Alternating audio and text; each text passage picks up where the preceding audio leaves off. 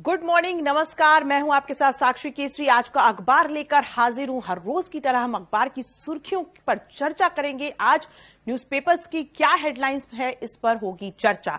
तो तमाम न्यूज़पेपर और उनकी हेडलाइंस के साथ शुरुआत करते हैं। देखिए, जो सबसे बड़ी खबर है, उत्तराखंड की बात कर लेते हैं। पहले राजनीति से शुरुआत करते हैं।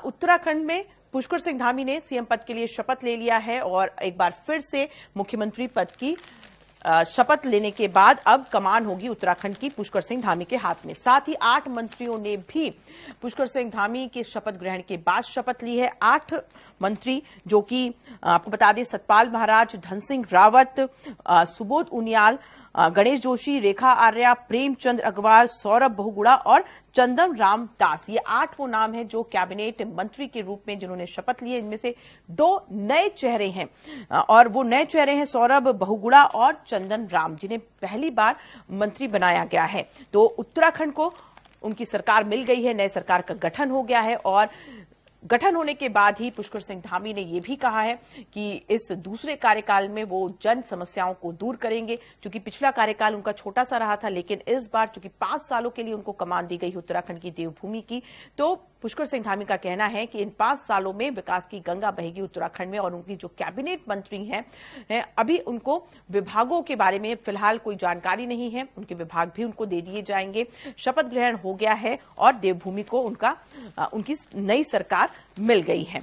वहीं उत्तर प्रदेश की बात कर लेते हैं। उत्तर प्रदेश में आज विधायक दल की बैठक होने वाली है, जिसमें औपचारिक तौर से विधायक दल के नेता चुने जाएंगे योगी आदित्यनाथ। क्योंकि देखिए, उत्तर प्रदेश में तो बिल्कुल साफ था कि बीजेपी ने जैसे ही जीत हासिल की तो उत्तर प्रदेश में योगी आदित्यनाथ ही सीएम पद के लिए शपथ लेंगे और इसी को औपचारिक रूप में सिर्फ आज सारे जो वो हैं पेपर वर्क वो किए जाएंगे। औपचारिक तौर से आज विधायक दल की जो बैठक होगी उसमें अहम चर्चाएं भी होंगी। साथ में विधायक दल के नेता चुने जाएंगे योगी आदित्यनाथ और कल यानी 25 मार्च को सीएम पद के लिए एक बार फिर से शपथ लेंगे और प्रदेश की कमान संभालेंगे। वहीं मंत्रिमंडल की अगर बात करें उत्तर प्रदेश की, तो उसको लेकर के अभी कोई भी चीजें स्पष्ट नहीं है। हालांकि संभावित मंत्रियों के नाम भी सामने आ रहे हैं, जिनमें से ये कहा जा रहा है कि पुराने चेहरों को तवज्जो दिया जाएगा। पुराने चेहरे नजर आने वाले हैं एक बार फिर से योगी कैबिनेट में। लेकिन जब योगी आदित्यनाथ शपथ लेंगे और उसके बाद जब मंत्रीगण शपथ लेंगे, तभी ये तस्वीर साफ हो पाएगी। तो भव्य तैयारियां की गई हैं उत्तर प्रदेश में। लखनऊ के कान्हा स्टेडियम में भव्य तैयारियों के साथ स्टेडियम सज चुका है। रास्तों को भी सजा दिया गया है, क्योंकि जाहिर सी बात है वीवीआईपीज वहां पहुंचने वाले हैं, तो रूट्स को भी डाइवर्ट किया गया है। तमाम तैयारियां प्रशासन ने पूरी कर ली है और जो छिटपुट तैयारियां रह गई हैं वो आज के दिन भी पूरी हो जाएंगी। और आपको ये भी बता दें कि शपथ ग्रहण समारोह में प्रधानमंत्री नरेंद्र मोदी भी पहुंचने वाले हैं। गृहमंत्री अमित शाह होंगे, जो कि उत्तर प्रदेश के प्रभारी भी रहे हैं और पर्यवेक्षक के रूप में भी उनको नियुक्त किया गया।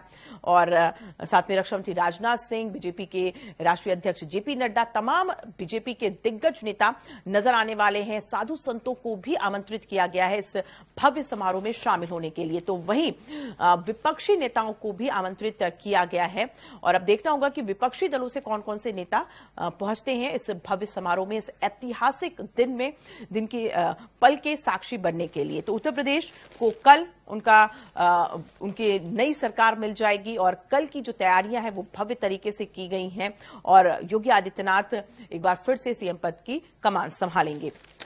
तो ये रही 2 प्रदेशों की बात, जहां पर मुख्यमंत्री के तौर पर अब शपथ ग्रहण का उत्तराखंड में हो चुका है और तैयारी उत्तर प्रदेश की है।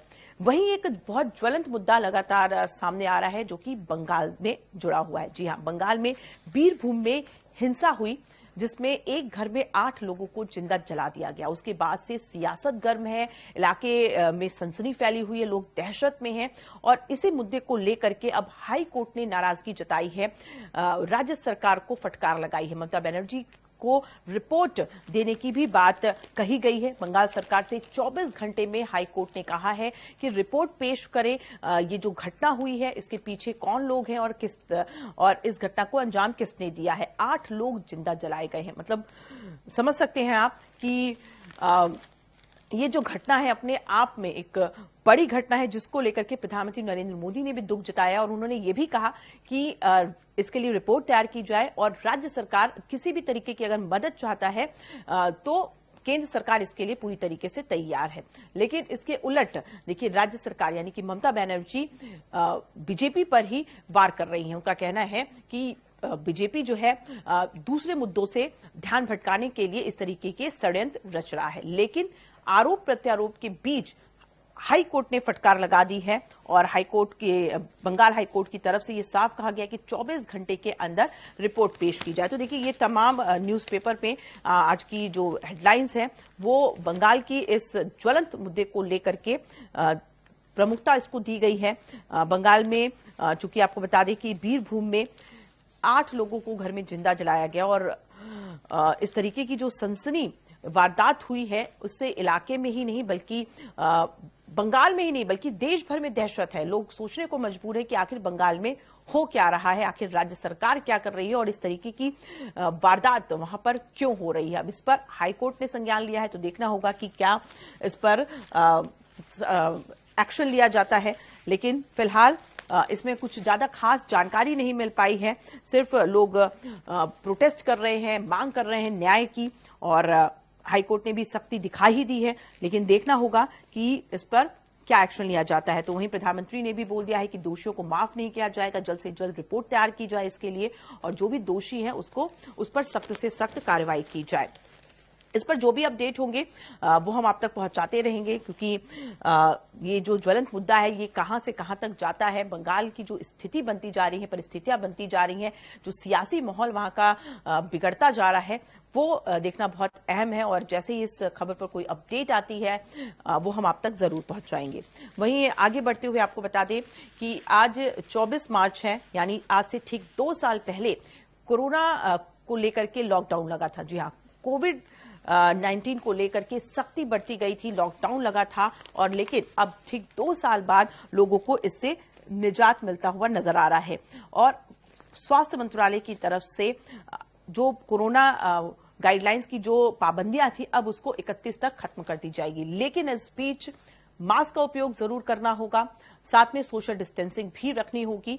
ये 2 हिदायत रखने के लिए स्वास्थ्य मंत्रालय की तरफ से साफ कहा गया है कि पाबंदियां भले ही हटा दी जाएंगी, लॉकडाउन हटा दिया जाएगा, जिन स्टेट्स में नाइट कर्फ्यू था या फिर दूसरे तरीके की पाबंदियां थी कि ऑल्टरनेट दुकानें खुलेंगी बंद होंगी तो उन सबको हटाया जाएगा क्योंकि अब कोरोना की रफ्तार कम हो गई है, अब जीवन सामान्य पटरी पर आता हुआ नजर आ रहा है और इसी को देखते हुए ये सभी बंदिशों को हटाया गया है। देखिए तमाम न्यूज़पेपर ने बड़े बड़े अक्षरों में इस खबर को प्रमुखता से बताया है। चूंकि आज 2 साल होने वाले हैं, 24 मार्च 2020 को पहली बार लॉकडाउन लगा था देश में और आज 2 साल बाद भारत ने जिस तरीके से रिकवरी की है उसको लेकर के देश ही नहीं बल्कि दुनिया भर में सराहना हो रही है और अब पाबंदियां भी हटा दी जाएंगी तो लोगों के लिए भी सहूलियत होगी।